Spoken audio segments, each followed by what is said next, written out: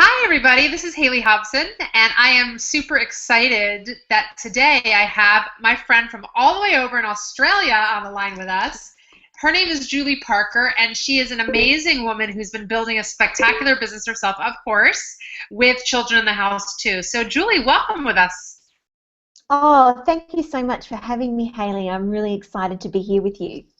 I'm really excited to be here with you, too, because you've built such a fabulous business, and I want you to tell everybody what you're doing, first of all, and Mm. how you got there. Tell us a little bit how you got there, and then we'll talk about some of the things that happened along the way with kids and marriages and stepkids and all that kind of thing. Sure. Well, I'm the CEO and founder of the Beautiful You Coaching Academy, and we are an internationally certified life coach training school. So we have a 6-month course that trains people how to become life coaches. And it is a great big love and passion and of mine, and I absolutely love it and love all the people who train with us. We have a particularly heart-centered, feeling-focused way of training coaches, and that's very much the way that I worked as a life and business coach for many years prior to establishing the academy. So I have been a life and business coach for about 15 years now. So way back when coaching was barely even known by anybody. No one really knew what it was, and it was certainly seen as something that was incredibly kooky and very woo, and it's not now, which I think is a really great thing. It's much more mainstream, and people really understand and value the benefit of working with a coach, which is wonderful. And absolutely loved that, and I did that for many, many years, and eventually in the years prior to establishing the academy, I was working a great deal as a business coach with other coaches. Mostly, I believe, because I was having incredible success as a coach in my own business. And so most of the time they were sending me emails saying, Jules, what's the secret sauce? I really want to work with you and have you coach me around my own business because I'd love to be able to have the sort of success that you're experiencing. So can we work together on that? And I eventually realized that that was really all the type of coaching that I was doing. And so that's when the idea for establishing the academy came about. And it felt totally crazy at the time. You know, who am I to start a life coaching school or a life coaching academy? But it's been one of the most wonderful decisions of my life, and it's certainly going really well so far. And I knew that there was a need for people to want to train in a more heart-centered way.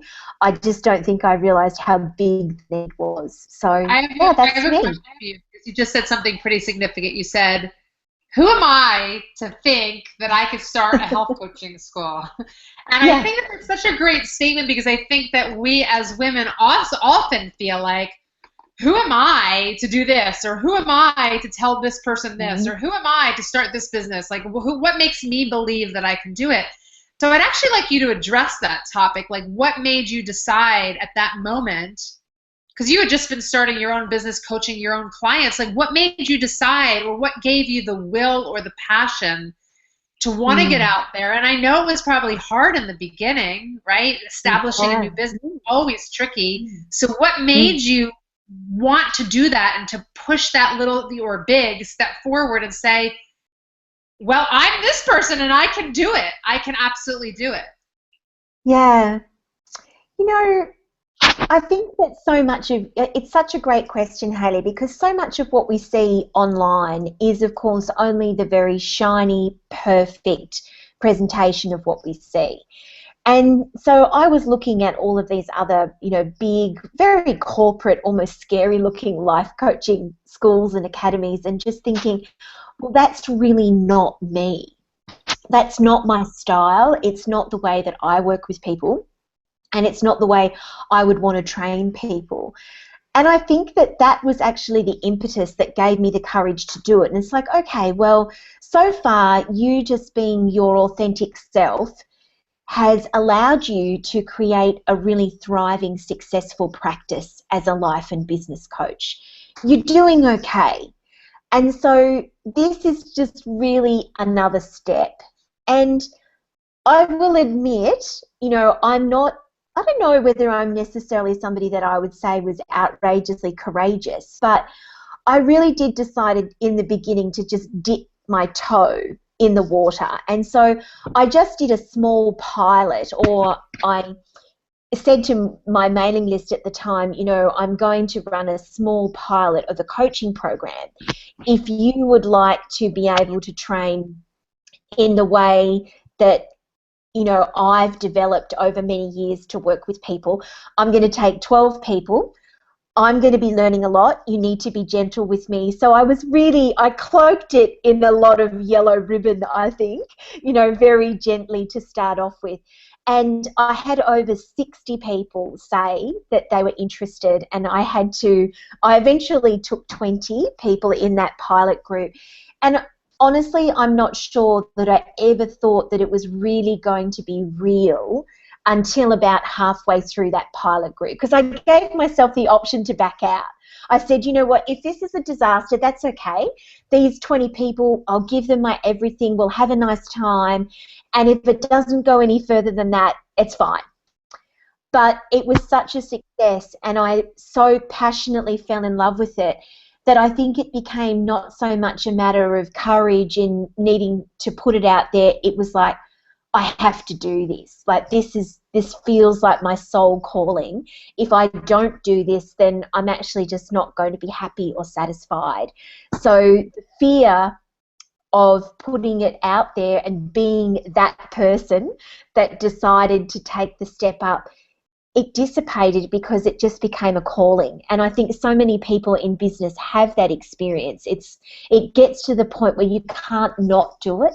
You have to do it because you're so deeply called. Yeah, absolutely. Get to that point where you just can't not do it. And I feel like, you know, we're here today talking, or I'm here talking today about women who are trying to turn their passions into a dream, or their dreams into a career. Women are trying to turn their passions and their dreams into a reality, into a career. And it gets to a point where we have children, and maybe we've given up a job, we've retired for a little while because we've had to raise children, and we're getting to that point where we feel this urgency to do something again, or we're in a position, we're in a career that we don't like, we've got to make a shift. You probably see a lot of that as being a business coach, and we've got to make a shift into something that drives us forward. And we have a choice. We can either sit there in what's like the mediocrity of our life and be satisfied, or we can push over that edge and follow what you just said was really important. Follow your heart and do what you felt like you had no choice other what to do. And I heard this really great quote. I think it was from Les Brown. I don't know if you've heard of him, but he said something like, if you do what is easy, your life will be hard. But if you do what is hard, your life will be easy. And I love that. It's so simple, and it's so accurate. It's so profound. But I know it must have been really hard for you to make that first jump. And first of all, even before you started your own business, just even before like taking the plunge, I know back when I decided that I was going to teach Pilates and yoga full time and give up a law career, I was like giving up a salary to maybe get paid by the hour by a client. And the same thing with you when you started your coaching career, before you started your business coaching coaches, you know, we put our foot in, but we work really hard. Really hard. Like sometimes it feels like we're working below minimum wage in the beginning, right? Oh, I'm sure we are.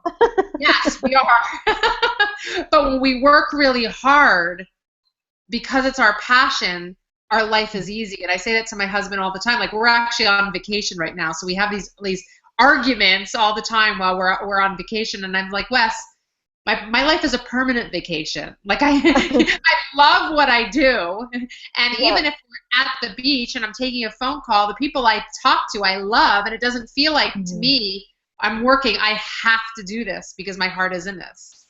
So I'm really glad that you brought up that point, that you had no choice. And I want you as a coach now, in your coaching voice, to say to your listeners here, what is it that you feel or that you should be looking for when you have this internal drive or passion, and you're on the fence of whether or not should I do it, should I not do it, should I stay in mediocrity, should I stay with what's easy and live the hard life, or should I stay with or should I go for what's hard and live the easy life? Mm. You know, I think that this is something, Hayley, that is so particular to a lot of different people who are at a crossroads about what they're deciding to do, whether it be to start a business, to up and move to, you know, an entire other city, to follow a dream, whatever it might be. And I think that a really great question in this instance to ask yourself, for anyone listening to ask yourself, is, you know, if you would have reached the end of your life and to know that you didn't try what it is that is calling you inside, whether it be a gentle whisper or whether it's actually screaming, do it, do it, do it, really loudly in your ear, how will you feel as a result of that? Do you think that you would feel okay and you would be fine with it and it's not going to cause you any regret or angst or heartache? Then in that instance, it's probably not, the call is maybe not strong enough. But if you were to really ask yourself in your heart and say you did get to the end of your life, which of course none of us know when that's coming, we don't all have the privilege of growing old. If you knew that you would be disappointed and sad and regretful if you didn't at least try, because none of us know the outcome. When we take big leaps of faith, we don't know the outcome. It's all just about the try, the do. As Yoda says, do or do not. That's the decision. If you know that you don't do, if you know in your heart that you would not be okay with that you would feel disappointed and regretful, you've got to follow your calling. You've got to do that then, because it doesn't matter what the outcome is. It doesn't matter whether it's a spectacular failure or an amazing success. At least you'll have done it. As our beautiful friend Brene Brown and, you know, Vince Lombardi says, you're in the arena. You've tried. You've turned up to the game, and you've had a shot. And that's the most important thing of all. That's great. That's great. So will you talk a little bit about your family? Because I know that you have a stepdaughter, right? Yes. And I have a stepdaughter also. I have two children. I have a 5-year-old who's mine, and I have a stepdaughter too. And I think it's challenging, first of all, to have children and run your own business. And even when children are not our own, there's still that obligation to the child and to our husband, right, to have that relationship and be there. And can you talk about some of the things that you might have encountered as a mom or a stepmom, and some of the challenges you might have had really stepping up your business and going into the game, as you so talk about it, and still finding time for family, or sacrifices that you might have had to make? Yeah, well, you know what? It is a balance, and I think that so many women who are mums or stepmums or both, as you are, you know that. And, you know, I must admit, my throat always constricts a little bit when I say that word balance, because in truth, when you're an entrepreneur and you're running a very big business that comes into contact with lots and lots of people all over the world, I'm not sure that there is ever such thing as balance. You know, I think that actually striving for balance is something that can make us out of balance. And that what we have to do is just find our own equilibrium on any best given day or week or month that we possibly can. And, you know, I feel very, very blessed because I married a man who has an extraordinary relationship with his daughter and is a wonderful, wonderful dad. And I have really learned how to be what I hope is a great stepmom by watching him parent. And, of course, when you are a woman and you have a relationship with a little girl, that's very special. And her relationship with her mum is, of course, very, very special indeed. and I am not there to take her place. And I think that that's one of the things that I was really clear with about for myself when she first came into my life, and eventually then I married her, which was when she was quite little. So she's now 16. So she's a young lady now, and so beautiful and growing up far too fast, all of those sorts of things. But I think for me, I made the decision that I did not want to try to be her mum. She already had a fantastic mum who she had a beautiful relationship with, and I wanted to be able to carve out my own relationship with her, and that's what I have done. And I think, interestingly enough, being a business owner and running my own business, because her dad, my husband, now works in the business with me, and so it's become very much a family business. I actually feel as if my role as a business owner has potentially been one of the greatest things that has inspired her on an ongoing daily basis, because we work from home. I'm talking to you from home right now, and this is where we run our business, and this is where she sees us work, and she sees us run our business, and sometimes even helps with little things in it as well. And I think that I would love to think that probably the best thing about our relationship is that maybe I've inspired her in a little way to fire up her own, even if not entrepreneurial spirit, because who knows what she's going to do with her life. It could be lots of exciting things, but at least the spirit and the understanding that women can do anything, and that if you really apply your mind to something and you work hard, that there's so much you can achieve.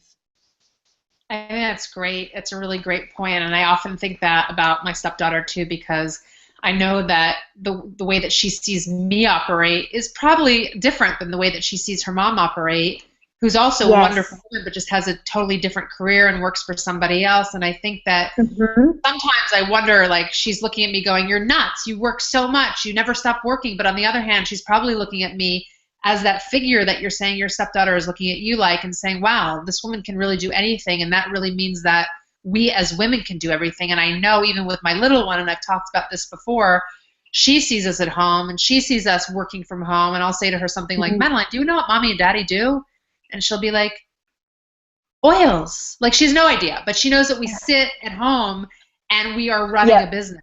And that we can, get up on stage and talk to hundreds and thousands of people, and that we can travel all over the world and speak to people and meet people, and we're on the phone all over the place. And I know that there's something that she's getting that says to her, I can do anything I want, and absolutely anything I believe in. And I can see it in her personality at 5 years old. And I'm really, I feel blessed that we've had this type of desire to become our own entrepreneurs, because we're setting these really great examples for our own children to be able to push forward in their own life and believe in themselves.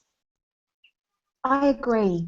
I mean, of course, we can never ever really know what our children or our stepchildren are taking on board from us, and there is a fine line. She does see me, working very hard, and, I still do work on weekends and things sometimes. I must admit that when she got to the stage in her schooling life where she had a lot of homework to do, that I really liked that, because it meant that, I was able to, work at the same time and, sort of fall into a bit of a pattern there. It's like, I have two beautiful nieces, my sister, and when they were babies, they're quite close together in age.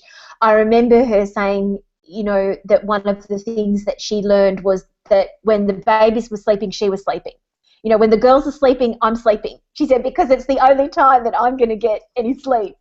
And it's, we kind of all work a little bit together in that way now, which is great. But I certainly know that she understands that so many of the wonderful life opportunities that she is experiencing is as a result of hard work, and as a result of really dreaming big and doing great things. And I hope she takes that into the rest of her life. Yeah, that's great. Well, I'm so glad that you had the opportunity to share your passion with us today and say a couple words of wisdom from your own business. And would you let everybody know where they can find you and any Mm. links that they must have so they can get in touch with you if they want to? Sure, you can find us at beautifulyoucoachingacademy.com, and we have a beautiful online magazine there too called Inspired Coach. So for anybody who is a coach or a consultant or an entrepreneur, it's completely free and absolutely gorgeous, and we love to send it out as a resource. So that's where you can find us, and thanks for having me, Hayley. It's been great to chat to you. Yes, you too. Thanks so much, Julie. It's a pleasure. Bye.